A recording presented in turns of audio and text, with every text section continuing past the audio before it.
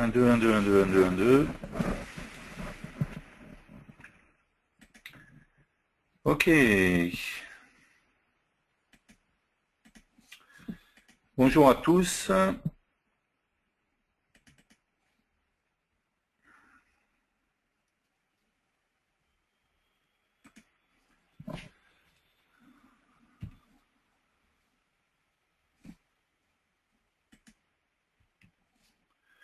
Ok.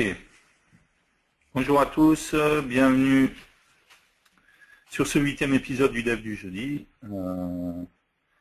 Épisode un petit peu particulier aujourd'hui parce que des soucis de réseau ont fait que je ne fais pas l'épisode du jeudi de là où je le fais habituellement. Voilà, donc on a essayé de s'arranger avec William. Du coup, j'ai pas forcément tout ce que j'ai avec moi, mais bon, on va faire avec, il n'y a pas de souci. Il n'y a pas de problème. Hop.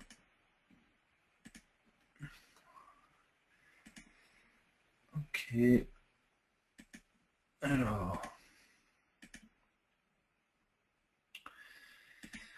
Donc on en est à l'épisode 8. On va parler aujourd'hui d'une application de prise de notes. On va voir encore pas mal de nouvelles choses, donc on va regarder un petit peu tout ça. Juste un rappel de l'agenda pour les prochains épisodes. Donc la semaine prochaine, on aura l'épisode 9, on fera une application météo. Donc du coup, on verra comment interagir avec des services externes pour récupérer justement la météo. C'est le principal point de la semaine d'après. La semaine suivante, le 27 février, on fera l'épisode 10 où on créera une application de gestion de contact. Le 6 mars, ensuite, on fera l'épisode 11 où on fera une application, un lecteur de flux RSS. Et on terminera donc le 13 mars avec l'épisode 12 où on créera du coup directement l'application le Dev du jeudi, donc qui sera l'application la plus complète où on reprendra un peu tout ce qu'on a vu justement les fois précédentes. N'oubliez pas, vous pouvez communiquer sur Twitter avec le hashtag le Dev du jeudi. Vous pouvez retrouver les vidéos sur YouTube. Donc, je rappelle, youtube.com/le Dev du jeudi.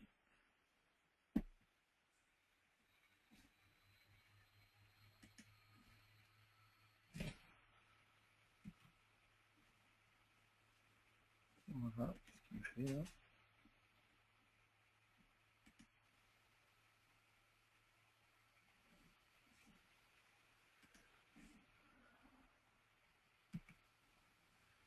Bien, pourquoi je ne vois pas le haut de ma fenêtre? Allô, allô.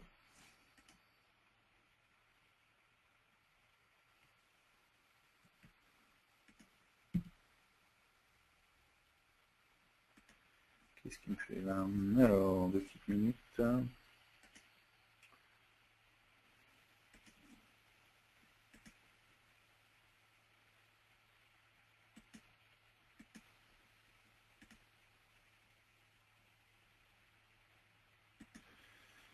Alors, tout en haut, j'ai pas accès. Pourquoi je vois pas? Alors, je sais pas si vous voyez, moi en haut, j'ai une grosse barre blanche. Et je ne sais pas pourquoi.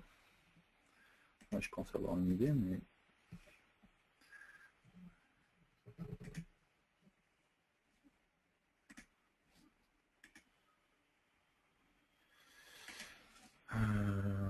Qu'est-ce qu'il me fait là?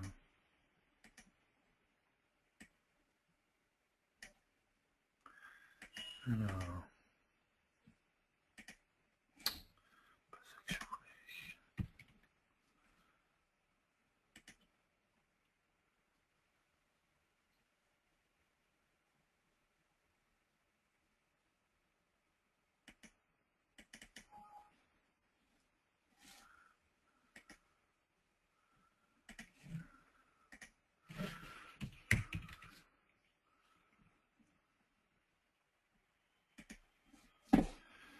Ok, je pense que c'est lié à ça. Ok.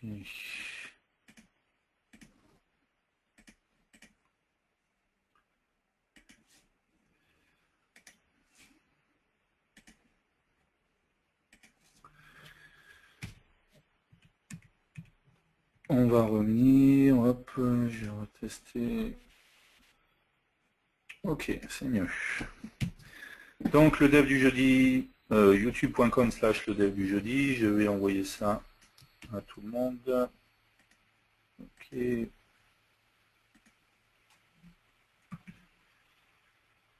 Donc je vous rappelle que vous pouvez retrouver tous les épisodes, hein, même ceux déjà de la semaine dernière, vous pouvez déjà les retrouver sur YouTube, il n'y a pas de problème. Un petit rappel pour parler des offres en cours actuellement. Alors, toujours une offre qui est valable, on en avait parlé déjà de la semaine dernière, une offre qui est valable jusqu'au 31 mars, une offre sur les packs add-on mobiles.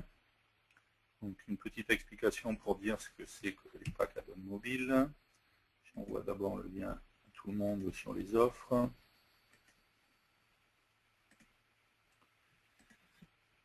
Ok. Donc je rappelle que sur Delphi, sur C++ Builder, RadStudio c'est un petit peu différent, on va voir pourquoi je vais expliquer. Vous avez aujourd'hui 4 niveaux de version, vous avez les versions professionnelles, vous avez les versions entreprise, les versions architecte et les versions ultimate. Une des particularités des versions professionnelles sur Delphi et C++ Builder, c'est que vous n'avez pas tout ce qui est connexion aux bases de données et tout ce qui est création d'applications mobiles. Donc vous avez possibilité, si vous avez une version pro de Delphi X5 ou de C++ Builder X5, d'acheter un pack add-on mobile pour avoir en plus sur votre version pro la création d'applications mobiles. Ce pack, donc aujourd'hui, il y a une remise de 50% sur ce pack. Cette offre est valable jusqu'au fin mars, jusqu'au 31 mars. Je précise que c'est valable que sur Delphi ou C++ Builder professionnel, d'accord, tout simplement parce que quand vous achetez le RadStudio, qui est le bundle complet qui regroupe Delphi, C++ Builder et HTML5 Builder, vous avez à ce moment-là accès à tous les outils et au développement mobile, également depuis la version professionnelle. Mais ça, c'est valable que sur le bundle RadStudio, d'accord. Si vous achetez Delphi ou C++ Builder tout seul, à ce moment-là, vous n'avez pas le développement mobile et vous n'avez pas les accès aux bases de données. Voilà. Donc, première offre, 50% de remise sur les packs add-on mobiles pour les éditions professionnelles de Delphi et C++ Builder. Offre valable jusqu'au 31 mars. Deuxième offre, à partir du moment où vous achetez une version X5 de Delphi, de C++ Builder ou de RadStudio, dans ce cas-là, vous avez possibilité de bénéficier d'un bonus pack, qui est un bonus pack gratuit, qui va vous donner accès à 3 choses. La première chose, c'est un livre de Nick Hodges qui va parler du code Delphi, d'accord, un livre sur l'écriture du code Delphi. Donc ce n'est que sur la partie code, hein, codé en Delphi, c'est bien le titre. On ne va pas parler de composants, voilà, ce genre de choses. On ne parle que de la partie code, exclusivement de la partie code. Donc pas de design, pas de composants, ce genre de choses.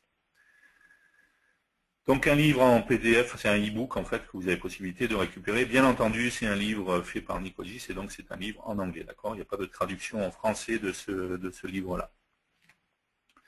Deux autres choses, vous avez possibilité de bénéficier de packs de style FireMonkey, d'accord, et StyleJet et Diamond que vous pouvez utiliser dans toutes vos applications, que ce soit Windows, OS X, Android ou iOS, d'accord, iOS 7 également, bien entendu. Autre chose dont vous avez possibilité de bénéficier, c'est MIDA Converter, d'accord, donc MIDAconverter.com.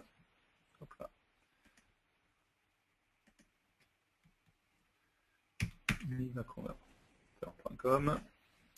Donc MIDA Converter, c'est tout simplement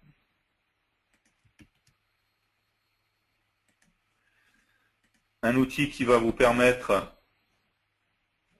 de vous aider à la migration de vos applications VCL vers FireMonkey. Je dis bien de vous aider, d'accord, c'est en aucun cas c'est l'outil ultime où je mets mon application, je clique et de suite j'ai une version FireMonkey et je peux la mettre sur mobile et autres, d'accord. C'est un outil pour vous aider à migrer vos applications vers FireMonkey, les applications existantes. Alors il existe différentes versions de MIDA Converter. Hop.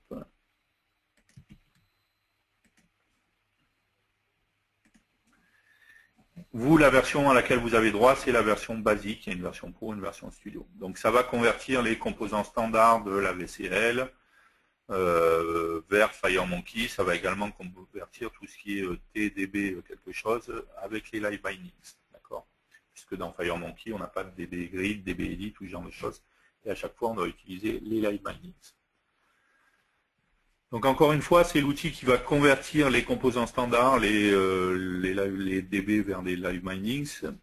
On est d'accord que si vous avez des composants très spécifiques où il n'y a pas de correspondance dans FireMonkey ou d'autres choses, forcément ça ne convertira pas ces composants-là. Ça ne peut pas non plus convertir, si vous avez mis des API spécifiques Windows, ça ne peut pas les convertir pour que ça soit portable sur Android ou autre. Donc, bien entendu, il y aura du travail derrière pour pouvoir être sûr que votre code fonctionne bien avec FireMonkey et sur toutes les plateformes. Mais ça peut vous aider, ça peut vous faire gagner du temps dans la conversion de vos applications VCL vers FireMonkey. Donc, tous ces outils-là, vous avez possibilité, donc ces trois choses, le livre de Nikogis, les packs premium, le style premium et le MIDA converter, vous avez possibilité de les récupérer. Pour pouvoir les récupérer, il faudra avoir acheté une version X5, avoir installé et enregistré votre version X5, c'est important, d'accord? Si vous n'avez pas installé et enregistré, vous ne pourrez pas récupérer ces packs. Donc il faudra bien avoir tout installé et tout enregistré. Une fois que vous aurez fait ça, il faudra vous rendre à cette adresse. Je vais vous donner le lien dès que ça aura chargé.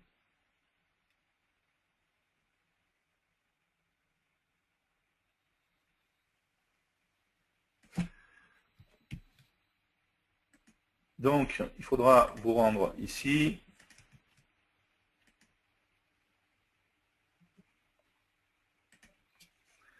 Vous trouverez donc le livre Coding en Delphi, Codé en Delphi de Nikogis, vous allez le retrouver ici. Vous allez retrouver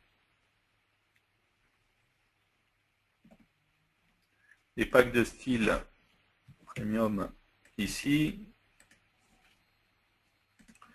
Et vous allez retrouver la version basique de MIDA Converter ici. D'accord, donc vous vous rendez sur ces liens, vous pouvez télécharger et vous récupérer ensuite que ce soit les styles, le livre de Nikogis ou l'outil MIDA Converter. D'accord, encore une fois, pour ça il faudra que vous ayez acheté une version X5 et que vous l'ayez installée et enregistrée. D'accord, j'insiste bien là-dessus, c'est important. Puisque j'ai régulièrement ce genre de mail ou de demande où on m'explique qu'on n'arrive pas à récupérer les packs et autres alors que la version X5 n'a pas été installée et enregistrée. Voilà. Tout simplement, lorsque je vais ici, d'accord, il faut que je me logue avec mon compte EDN et il va vérifier que sur votre compte EDN, il y a bien une version X5 qui est enregistrée, sinon il ne vous donnera pas l'accès. C'est pour ça que vous n'arriverez pas à récupérer. Pardon. Ok, quelques liens qui peuvent être utiles. On en avait déjà parlé, je continue d'en parler puisque la date se rapproche, mais on n'y est pas encore. C'est le séminaire en ligne CodeRage sur C++ Builder, d'accord? Je vais vous envoyer le lien.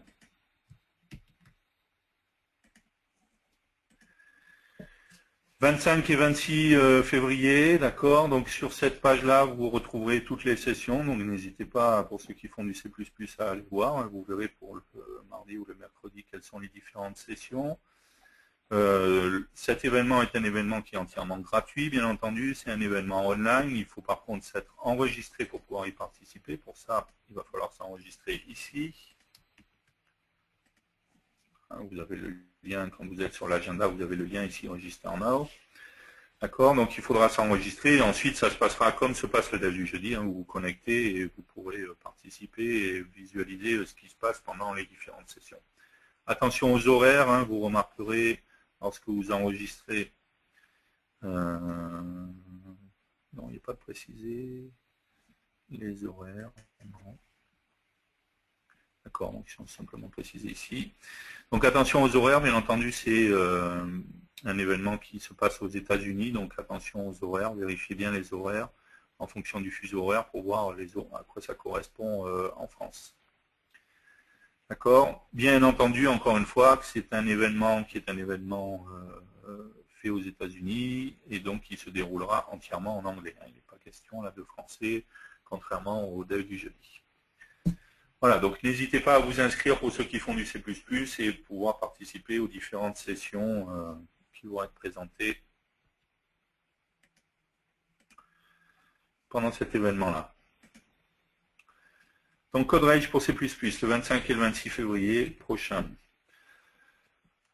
Un autre événement qui avait déjà eu lieu, qui avait beaucoup plu apparemment, parce qu'il y a eu beaucoup de gens qui y ont participé, qui était un séminaire sur le développement des périphériques et des gadgets avec le RAD Studio X5. D'accord. Donc par exemple, vous pourrez vous connecter à des Google Glass, à des box de domotique, à un air drone, à voilà, différents périphériques et gadgets particuliers. Ce séminaire est terminé, hein, puisqu'il a déjà eu lieu. Par contre, vous avez possibilité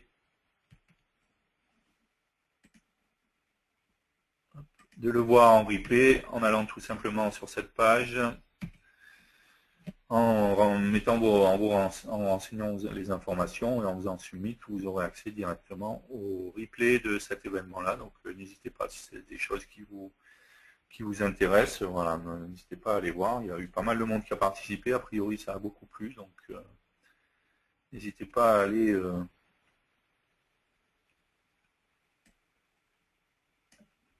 voir le replay. Ok. Un billet de David Icke qui est intéressant, qui est un billet qu'il a fait début février. Hop, pourquoi je fais ça à chaque fois, pardon. Hop, j'envoie le lien à tout le monde, voilà. C'est un billet un petit peu particulier puisqu'il recense en fait différentes applications qui sont disponibles sur Google Play, d'accord. Donc des applications faites en Delphi X5, souvent on a ce genre de questions et qui sont des applications donc mobiles pour Android, d'accord. Donc n'hésitez pas à aller voir. Si vous en connaissez d'autres, n'hésitez pas aussi également ou si vous en avez créé, que vous avez publié sur Google Play, ben, n'hésitez pas à nous le dire, de manière à ce qu'on les rajoute. On pourra également les rajouter dans les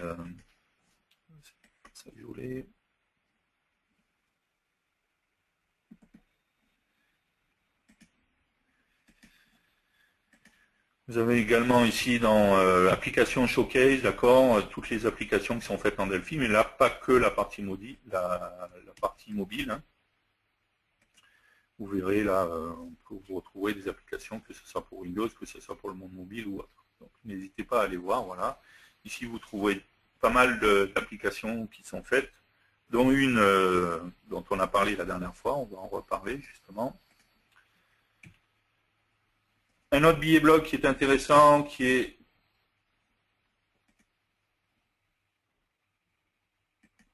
une URL un petit peu longue, il n'y a peut-être pas besoin de tout ça. Hop là.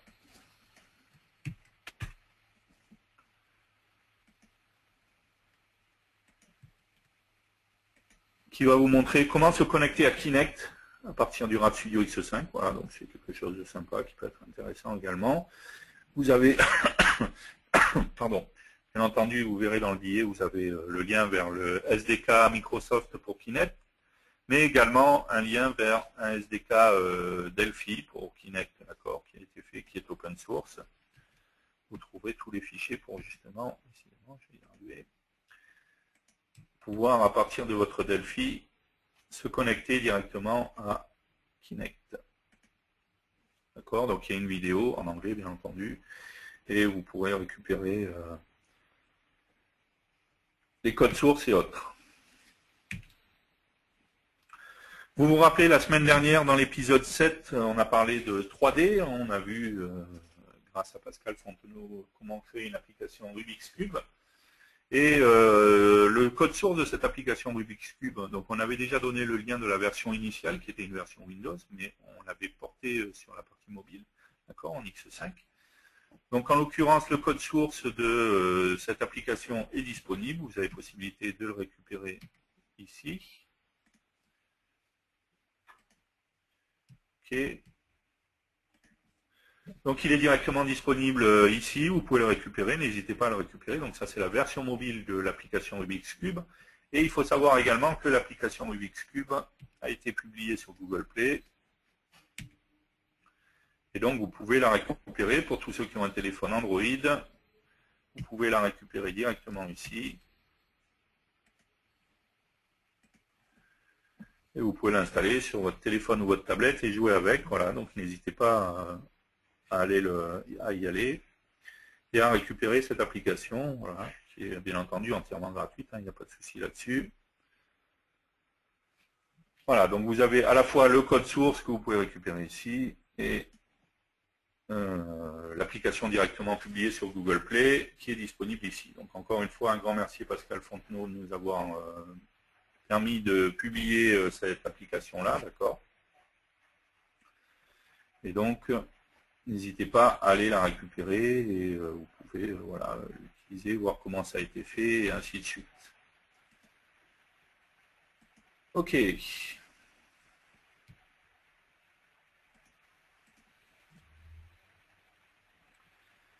Je rappelle également, hop,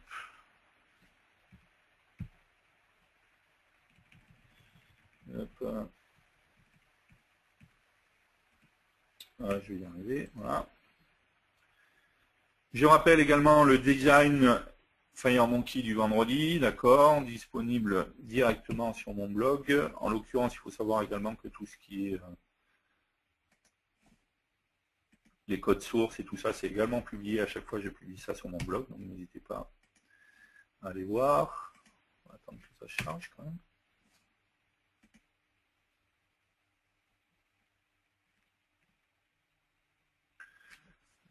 Voilà, c'est bien long.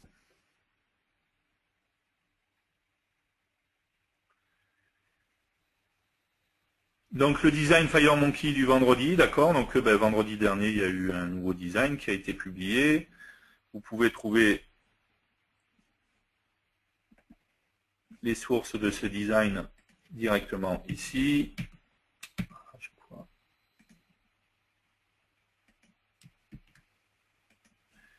Ok, je rappelle que si vous allez sur mon blog, hein, vous retrouverez les anciens designs hein, pour donner vite fait les différents liens.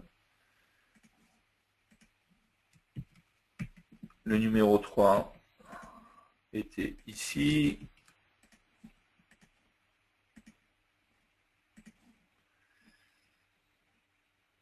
Le numéro 2 ici et le numéro 1 ici. Hop. Donc le numéro 2 ici. Hop.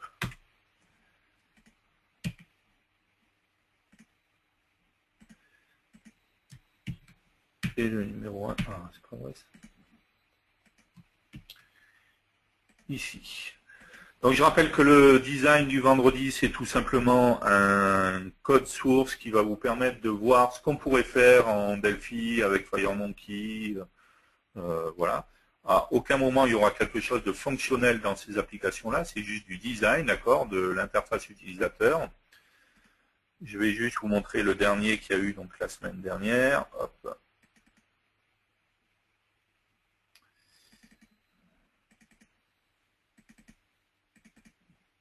Pour vous donner un aperçu de ce que ça fait.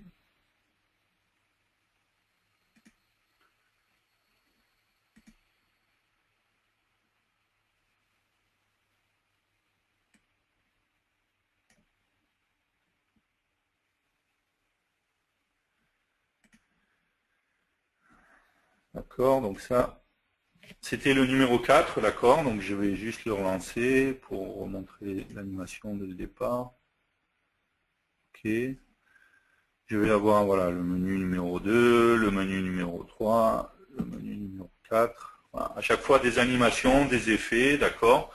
Et ça peut être utilisé comme base, d'accord. On va voir comment on peut faire cet effet-là pour avoir l'impression que le papier voilà, sort de là-dessous, comment on fait pour replier, et ainsi de suite, d'accord. Donc, celui-là est un peu particulier contrairement aux autres, c'est que sur chaque forme, il y a deux parties. Il y a une partie top et une partie bottom, d'accord, contrairement au design d'avant, d'accord. Donc voilà, n'hésitez pas, à chaque fois le code source est fourni, hein, bien entendu, vous avez tout le code source, vous pouvez voir comment c'est fait, d'accord, comment ça fonctionne, quelles sont les animations qui sont utilisées, quels sont les effets qui sont utilisés. Vous retrouvez ensuite sur chaque forme, voilà, moi j'ai mis du texte par défaut, mais il suffit de remplacer ce texte par vraiment ce que vous voulez mettre dans les formes et directement vous aurez votre application avec les effets, d'accord. Donc très simplement, vous pouvez vous servir de cette base-là pour pouvoir avoir une base de départ pour une application particulière. Donc la semaine dernière, c'était un design desktop. on alterne chaque semaine avec une semaine un design desktop, la semaine d'après design mobile et ainsi de suite. Mobile, desktop et ainsi de suite. Donc ça, c'était le design numéro 4. Je vais juste vous remontrer vite fait un petit peu les designs des versions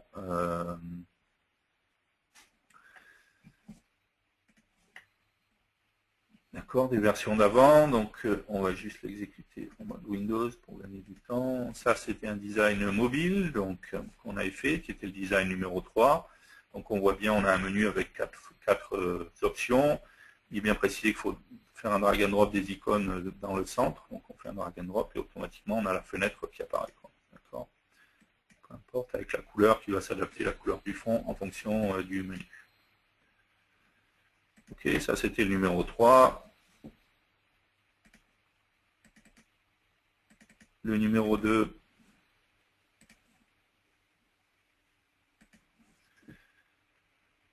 C'était celui-ci, donc les menus qui apparaissent comme ça, voilà. Ici j'ai un bouton pour sortir, d'accord. Ici j'ai mes différents menus. On voit bien l'effet qui est mis avec la souris quand je suis sur un menu. Quand je clique sur le menu, tout ça remonte et j'ai ma fenêtre qui apparaît, d'accord. Et le design numéro 1.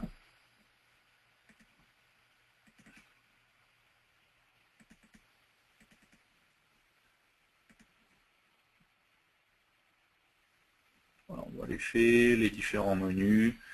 Quand je passe la souris, j'ai un menu particulier et ma fenêtre qui s'affiche ou qui se réduit selon le cas. Voilà, donc c'est des designs, simplement, encore une fois, on voit bien que le contenu des fenêtres, hein, j'ai juste mis des lorem ipsum, mais c'est tout, ça s'arrête là. C'est juste pour montrer, après à vous de remplir, de remplacer. On voit bien que sur chaque design, il y a une fenêtre différente, d'accord. Il suffit de remplacer le contenu de chaque fenêtre parce que je veux mettre automatiquement, de suite, je vais avoir mon application.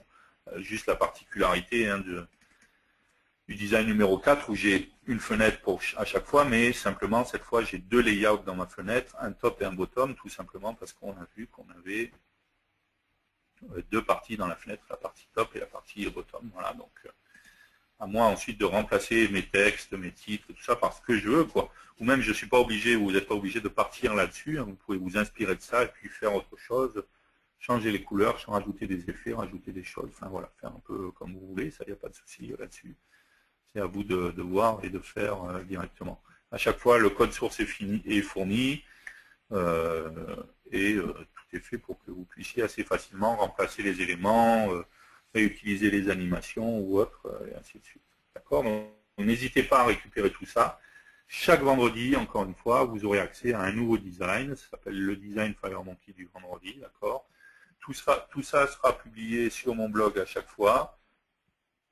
Donc vous retrouverez tous les vendredis sur mon blog. J'ai déjà donné les liens, juste redonner.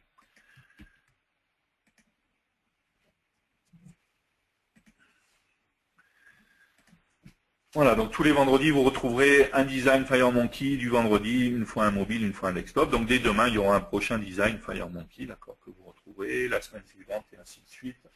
On a pas mal d'idées pour pouvoir en faire pendant suffisamment de temps, donc n'hésitez pas à surveiller ça et à les récupérer encore une fois.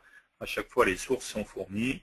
Vous pouvez en faire ce que vous voulez. Il n'y a pas de contraintes, de règles sur ce que vous pouvez en faire ou pas en faire. D'accord. Vous êtes libre de faire ce que vous voulez. Le but étant vraiment de vous montrer avec FireMonkey tout ce qu'on peut faire, de vous donner des idées de design, d'interface utilisateur, parce que je reste persuadé qu'avec FireMonkey, on peut faire beaucoup de choses, des applications très sympas au niveau look, donc voilà, sortir un peu des applications standards et utiliser voilà, les possibilités qu'on a avec FireMonkey.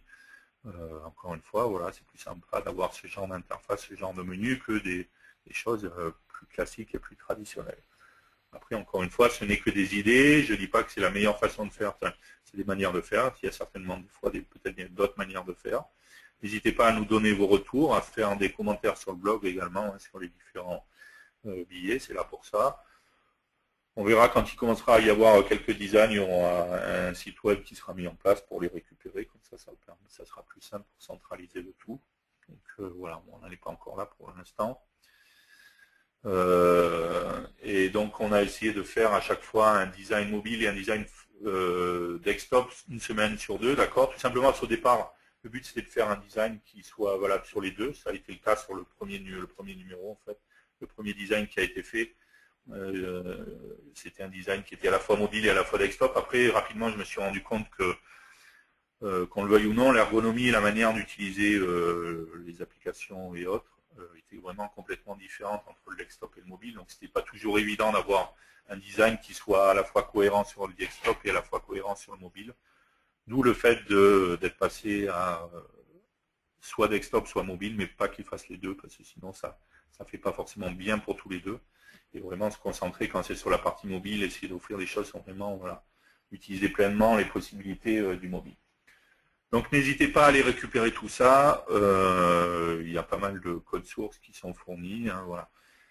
On l'a vu, il y a eu également le code source de l'épisode 7. Il y a d'autres codes sources qui vont venir régulièrement, voilà, qui vont être publiés sur Google Play et autres.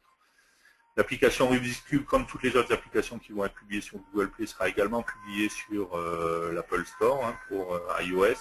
Simplement, ça prend un petit peu plus de temps, donc dès que ça sera disponible de toute manière sur iOS, ça sera publié également via mon blog et on en parlera dans les épisodes du jeudi dès que ça sera publié. Voilà, je crois qu'on a fait le tour. Après, avant de commencer, terminé. Avant de commencer, on va regarder s'il y a des questions spécifiques sur ce dont on vient de parler.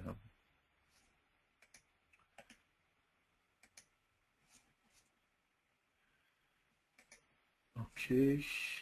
Alors, les questions.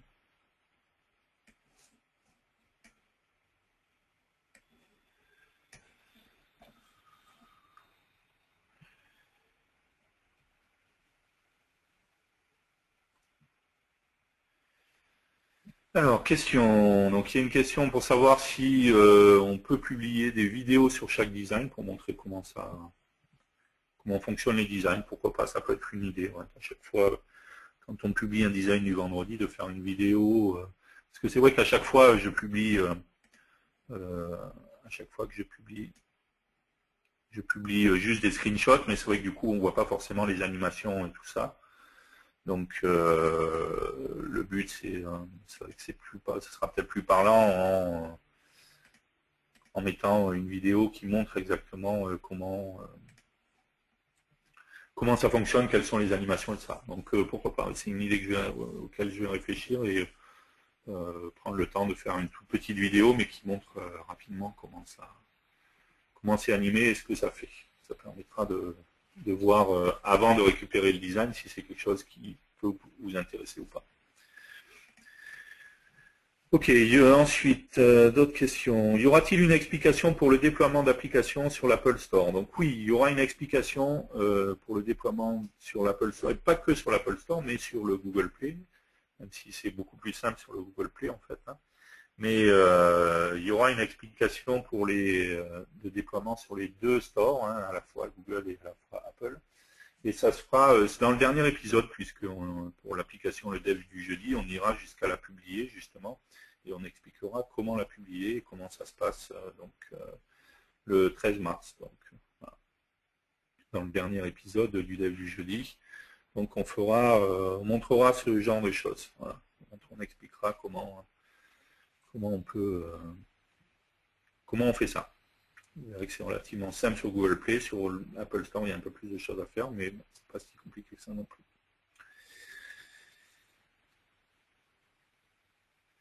Alors, autre question. FireDAC au complet est-il compris dans RAD Studio Pro comme pour le pack mobile? C'est une très bonne question. Et avant de dire une bêtise, on va directement vérifier ça sur le site web. Il me semble que c'est comme pour le pack mobile, mais on va quand même vérifier pour pas que je dise n'importe quoi. Alors, développement applicatif, RAD Studio X5. Alors, je l'ai dit tout à l'heure, hein, c'est ce que précise la personne. Dans le Delphi ou le C++ Builder, quand on est en version professionnelle, on n'a pas le développement mobile. Par contre, si on est sur le bundle RAD Studio, encore une fois, bien différencié. Il y a beaucoup de gens qui se trompent, hein, et j'arrive à comprendre parce que l'IDE s'appelle RAD Studio aussi, donc ça peut porter à confusion. On peut acheter le Delphi ou le C++ Builder tout seul, d'accord, le produit tout seul, d'accord, séparément. J'achète un Delphi, j'achète un C++ Builder X5 ou un Delphi X5. Si je suis en version pro, donc dans le Delphi ou dans le C++ Builder, je n'ai pas le développement mobile. Ou je peux également acheter un bundle qui s'appelle RAD Studio, d'accord, le RAD Studio X5. Dans ce cas-là, dans ce bundle, je vais avoir Delphi X5, C++ Builder X5 et HTML5 Builder. Et dans ce cas-là, quand je prends le bundle RAD Studio, le développement mobile est inclus. Il me semble également que c'est le cas pour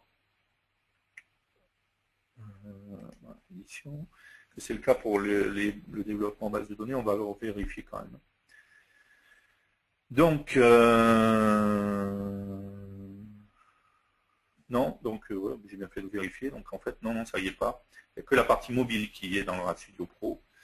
Et la partie base de données n'y est pas, vous avez que les accès locaux et embarqués, donc comme dans Delphi ou C++ Builder. Donc dans le RAD Studio Pro, il n'y a que la partie mobile qui est disponible, qui n'est pas quand vous achetez séparément le Delphi ou C++ Builder. Donc bonne question de la personne, puisqu'en l'occurrence, ce n'est pas le cas. Donc il faudra, si vous voulez les accès aux bases de données, il faudra soit acheter, il y a également un pack pour les accès bases de données, donc soit acheter le pack pour compléter votre version pro, ou sinon passer sur la version entreprise. Ceci dit, si vous complétez avec tous les packs, au final, ça viendra la même chose que d'acheter la version entreprise. Ok, bonjour. Pour Android, RAD Studio supporte le développement sur les périphériques ARMv7. Est-il prévu dans une prochaine mise à jour de supporter les périphériques Intel? Ça fait partie des objectifs. Maintenant, je ne peux pas vous dire sincèrement dans quelle version ça sera. Voilà, et quand ça sera disponible. Ça fait partie des choses qui sont prévues. Oui. Comme il est prévu, hein, je rappelle que sur C++ Builder, pour l'instant, actuellement, il n'y a que la partie iOS, il manque la partie Android, donc ça va arriver. Ça, c'est une priorité par rapport au processeur Intel CPU. Mais il y a également voilà, prévu qu'on ait le support des processeurs Intel. Voilà. Donc ça fait partie des choses prévues. Ok, d'autres questions?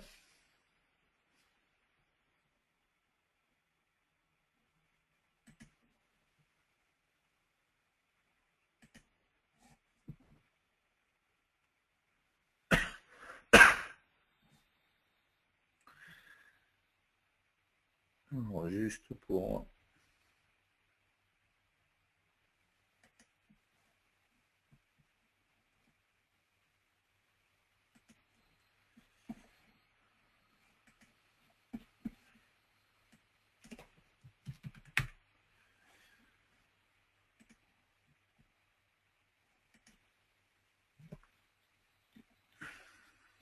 Voilà, donc juste si on regarde dans les matrices de fonctionnalité, on voit bien que tout ce qui est connexion aux bases de données, donc dans les versions professionnelles, voilà, il y a plein de choses qui ne sont pas disponibles directement.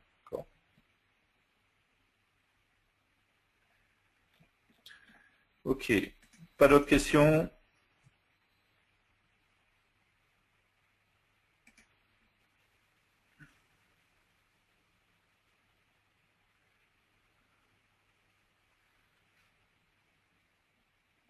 Il ne faut pas hésiter à aller voir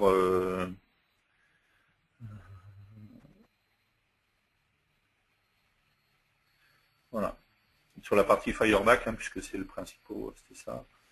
Je vais chercher, on voit bien que sur les différents supports, c'est marqué optionnel, d'accord, optionnel.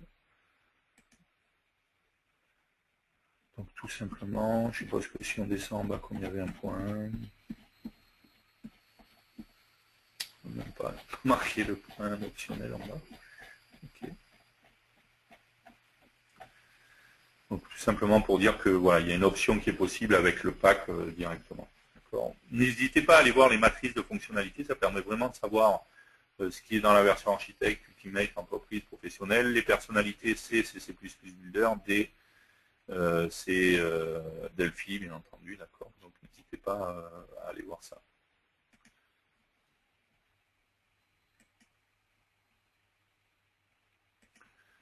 Ok, juste redonner le lien justement sur la feature Matrix. précise que... Hop.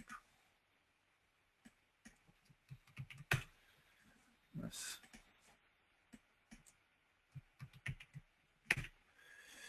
Oui, c'est marqué là, pardon. Optionnel, j'ai cherché Require Purchase of FireDAC Client Server Pack for Professionnel, d'accord. Donc l'optionnel, c'est bien, si je veux l'avoir dans la version pro, il faudra que j'achète le pack pour les versions professionnelles. Donc n'hésitez pas à aller voir les fictions Matrix, hein. Vous retrouvez ça directement ici, matrice fonctionnelle, ok. Je vais envoyer ça à tout le monde, hop.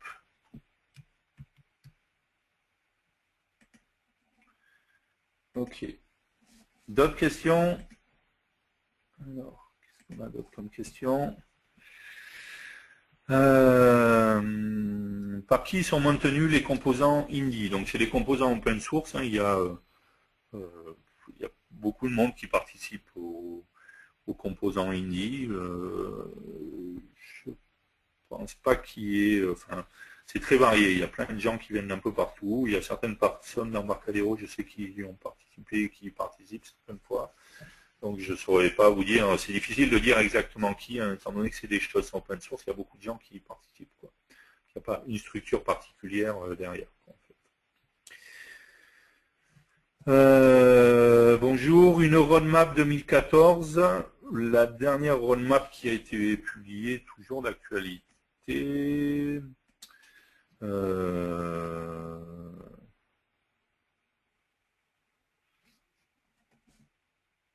Juste pour revenir sur Indie, avant qu'on intègre une nouvelle version d'Indie, voilà, il y a des validations chez nous, par contre en interne, pour pouvoir dire on intègre telle ou telle version, et ainsi de suite. Sur la roadmap, la roadmap.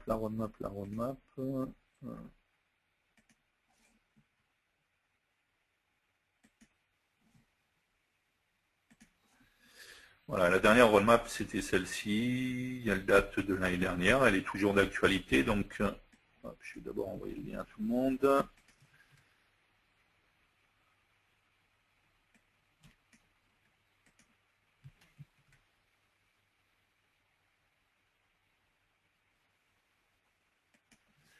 J'ai juste regardé qu'est-ce qui était prévu, donc qu'est-ce qui était noté. Bon, il n'y a rien qui est noté particulièrement sur 2014. Ceci dit, voilà, on a toujours l'intégration de la partie Android pour C++ Builder, ça c'est toujours d'actualité. Le support de nouveaux devices Android et de nouveaux form factors, c'est toujours d'actualité. Voilà, plein d'autres choses qui sont prévues derrière, mais il n'y a pas eu d'autres roadmaps de publier depuis. Je ne sais pas s'il est prévu d'en publier une pour le moment. Voilà. D'autres questions? Les composants JDI, JCL et JVCL sont-ils compatibles avec X5? Pour moi, oui, mais on va pouvoir vérifier ça assez facilement, je pense. Ok.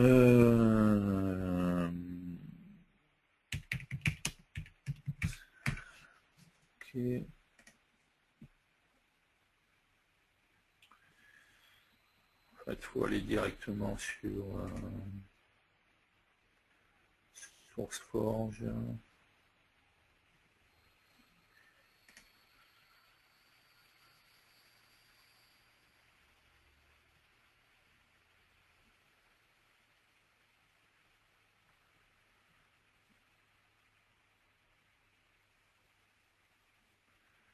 Je sais pas de quand date le dernier build, j'avoue.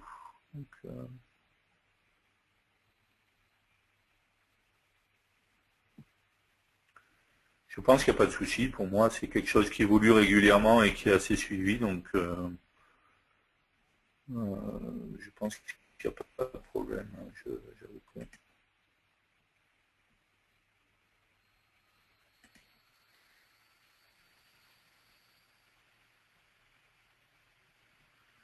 C'est pas à jour.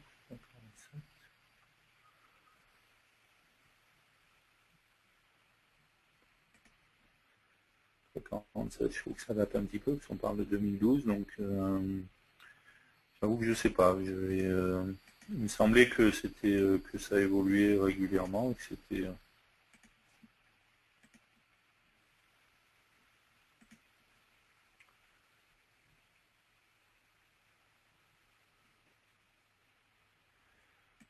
Il faudrait que je regarde ça. J'avoue que c'est quelque chose que j'utilise plus depuis pas mal de temps. Donc, mais il me semblait que c'était assez suivi. Ceci d'ici, on peut regarder. Je connais un endroit où on peut regarder. Embarcadero.com.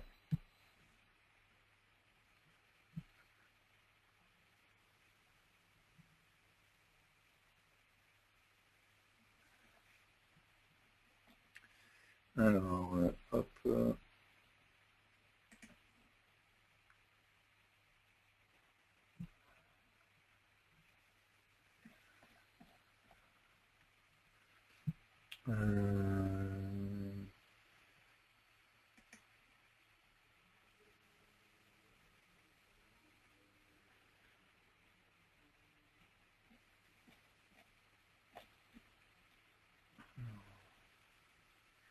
Outils et composants tiers compatibles.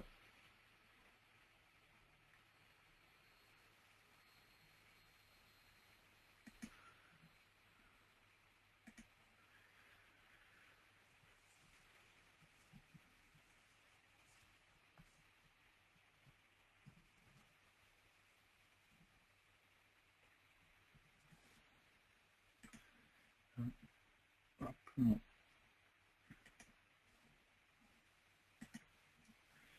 Ok, ben, il y a une version là. Merci William. William est plus rapide que moi.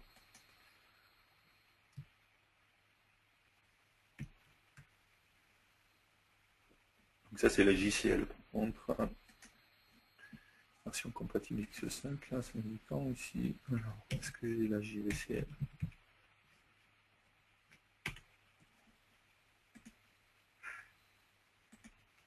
JVCL, non. Oui, je ne l'ai pas dans la liste, hein. Je suis étonné de ne pas l'avoir là. Donc il n'y a peut-être pas de version. Là, il y en avait une, donc le lien que je vous ai envoyé, c'était le lien pour la JCL, par contre.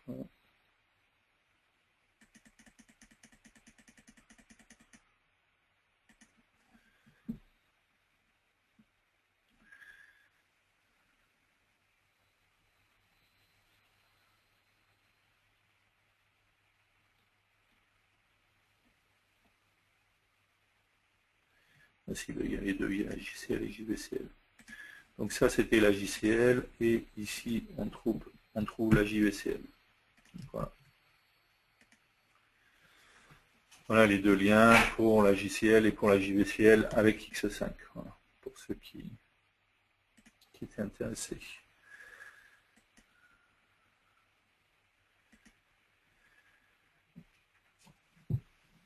Ok, ben il y a même une personne qui avait donné un lien qui a dit qu'elle avait modifié, elle avait mis à disposition les sources. Ben, là, de toute manière, on les a directement ici. Ok, autre question. Une version X6 sortira en 2014? Ben oui, très probablement. Il y aura une version X6 qui va sortir. Après, ce que je ne sais pas vous dire pour le moment quelle date, ce qu'il y aura exactement dedans, mais oui, il y aura très certainement une version X6 en tout cas pour 2014. Dès que j'aurai des infos, je vous en parlerai de toute manière, pas de souci.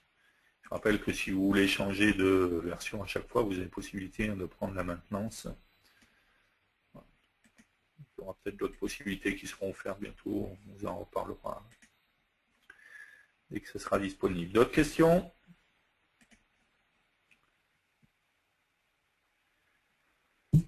L'intégration des services Android est au programme de X6, c'est possible. Je ne peux pas vous dire encore pour le moment. Voilà, il y a des choses, j'ai le droit de vous dire, d'autres non. Donc je ne peux pas vous dire ce qu'il y aura exactement dans X6, mais bien entendu, ça fait partie, enfin il y a plein de choses qui vont être mises dans la X6 pour améliorer le développement mobile, pour ajouter des fonctionnalités et d'autres. Voilà. Dès que ça sera, on aura plus d'infos sur les dates et ainsi de suite, on vous en parlera, ne vous inquiétez pas, il n'y a pas de souci, vous serez tenu informé. Ok, pas d'autres questions, bah, du coup, cette première heure est passée assez rapidement, donc il est presque 11 heures, donc on va pas commencer tout de suite. On va faire une petite pause si vous n'avez pas d'autres questions. Et on va se retrouver, le temps de faire une pause pipi, pause café, et on va se retrouver dans quelques minutes.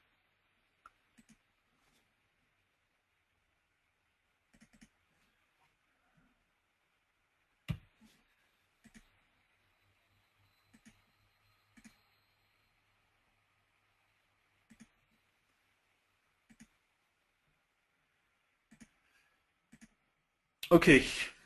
Petite pause et on se retrouve dans quelques minutes. À tout de suite.